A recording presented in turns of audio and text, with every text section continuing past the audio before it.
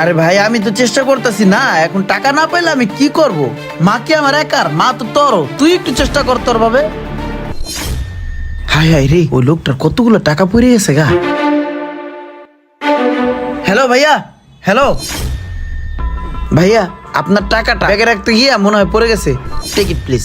ও হ্যাঁ, এই মাত্রই তো ব্যাগ রাখতে গিয়ে মনে হয় পড়ে গিয়েছিল। ভাইয়া থ্যাংক ইউ সো মাচ আমাকে এত বড় উপকার করার জন্য। আপনি একটা কাজ করেন, আপনি এই 5,000 টাকা রাখেন। আরে ভাইয়া এগুলা কি বলছেন? ভাইয়া একটা কথা কি, উপকার যদি কেউ করে উপকারের প্রতিদান দিতেও হয় না আর নিতেও হয় না। ভাইয়া আপনি যেহেতু আমাকে টাকাটা দিতেই চাচ্ছেন, আপনি এই টাকাটা আমাকে না দিয়ে আপনার সামনে যদি কখনো কোনো লোক বিপদে পড়ে তাকে এই টাকাটা দিয়ে উপকার করে দিয়েন। ভাইয়া আপনার কথাটা আমার মনে ধরছে, আমি এখন থেকে চেষ্টা করব মানুষের উপকার করে দেওয়ার জন্য। থ্যাংক ইউ ভাইয়া।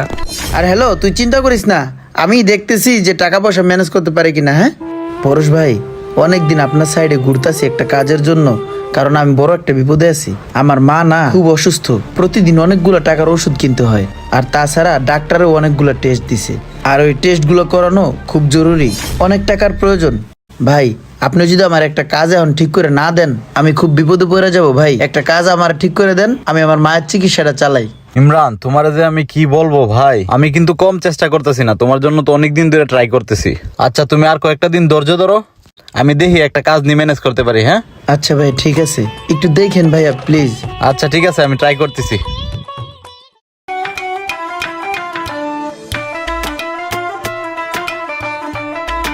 আপনার ভাড়া তাহলে কত হলো? আমার ভাড়া হচ্ছে 1500, আর আগে নিছেন 2000, টোটাল 3500 টাকা। মোট 3500 না? জি 3500। আচ্ছা ঠিক আছে। কি রে, টাকা গেল কই? মানি ব্যাগও নাই, টাকাও নাই।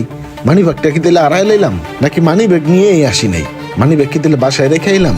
মনে হয় বাসায় রেখেছি, মনে হয় মানি ব্যাগটা বাসার থেকে আনিই নাই, বাইরে বইলা দেখি। আচ্ছা ভাই, আমি মনে হয় মনের ভুলে মানি ব্যাগটা বাসায় রেখে আসছি, বুঝছেন? এখন কি করা যায় বলেন তো? আরে ভাই, আপনি মানিব্যাগ বাসায় রাখছেন না জাহান্নামে রাখছেন সেটা তো আমার দেখার বিষয় না। আপনি 2000 টাকা ক্যাশ দিয়েছেন, 1500 টাকা গাড়ি ভাড়া। আপনি আমার টাকা দেন ভাই, আমি এত কিছু বুঝতে চাই না। আরে ভাই আপনি এত সিরিয়াস হচ্ছেন কেন? আমি তো একটা বিপদে পড়ছি, আমি ভুলে মানি ব্যাগটা বাসায় রেখে আসছি, আর এখানে আমি একটা জরুরি কাজে আসছি।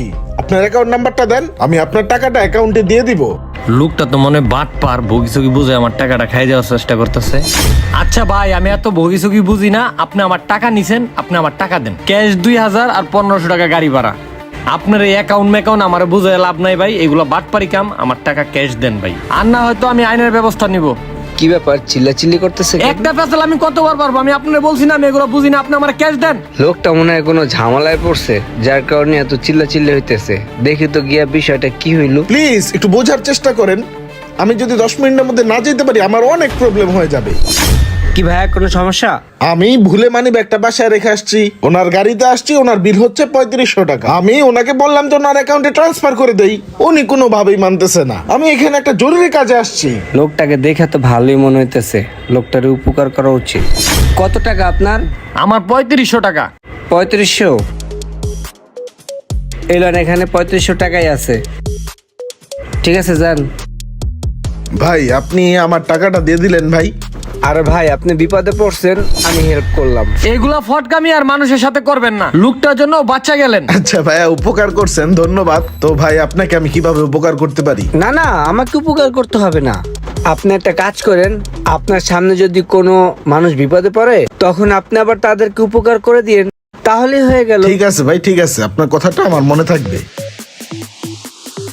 এই যে নেন। কত ভাই? 800 টাকা। ভাই আমার নামে একটু লেখা রাখবেন, 2-1 দিন পরে টাকাটা আমি দিয়ে দিব। এই মুহূর্তে আমার কাছে কোনো টাকা নাই ভাই, প্লিজ ভাই। ওষুধ বাকি হয় না, আর আমার দোকানে বাকি দেওয়া সম্পূর্ণ নিষেধ, বড় ভাইয়ের নিষেধ আছে। দেখেন ভাই, বিষয়টা আমার মায়ের জীবন মরণের প্রশ্ন। এই ওষুধটা না হলে আমার মাকে বাঁচানো অনেক কষ্ট হয়ে যাবে। ভাই এই সমস্ত কথা প্রতিদিনই শুনি, এইসব বইলা লাভ নাই, টাকা দিয়ে ওষুধ নিয়ে যান। ভাই একটা গ্যাস্ট্রিকের ট্যাবলেট দিয়েন তো ভাই। আমার মা একটু বাঁচান ভাই, ওষুধটা দেন, না করে না ভাই। বলছি না ভাই দেওয়া যাবে না, জান তো আনতে। কি হয়েছে ভাই, কি সমস্যা? সমস্যা বলতে ভাই, আমার আম্মা অনেক অসুস্থ, ডাক্তার অনেকগুলো টেস্ট দিছে, আর ইমার্জেন্সি একটা ওষুধ দিছে, আর এই মুহূর্তে আমার পকেটে টাকা নাই ভাই। কত টাকা লাগবে আপনার? টোটাল 3500 টাকার মতো লাগবো। আচ্ছা ঠিক আছে, এটা আপনি নেন, রাখেন। এটা দিয়ে আপাতত আপনি চিকিৎসা করান, আপনার মাকে আগে সুস্থ করে তুলুন, আর আমি এখানে ওষুধের বিলটা দিয়ে দিচ্ছি। এই ধর, এই ওষুধগুলা নে, আর এই যে হলো মায়ের জন্য টেস্টের টাকা।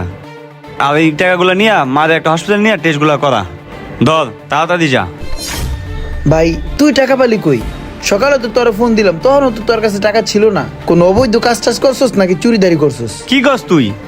আমি সুইদারি করবো কি লেগা? এক লোক আইয়া আমাদের সাহায্য করছে, আর বলছে যে তোমার মা যদি সুস্থ হয়ে যায়, তোমার মা সুস্থ হয়ে গেলে তাহলে তুমি পরে অন্য কাউকে সাহায্য করে দিও। কি কস, তাই নাকি? তাহলে এটা বুঝতে পারলাম, উপকার করলে তার প্রতিদান আল্লাহ কোনো না কোনো ভাবে দিয়েই দেয়। কথাটা কিন্তু সত্যি, মানুষকে উপকার করলে তার ফল একদিন না একদিন আপনি অবশ্যই পাবেন। আল্লাহ তাআলা যে কোনো ভাবে একদিন আপনার উপকারের প্রতিদান দিবেনই।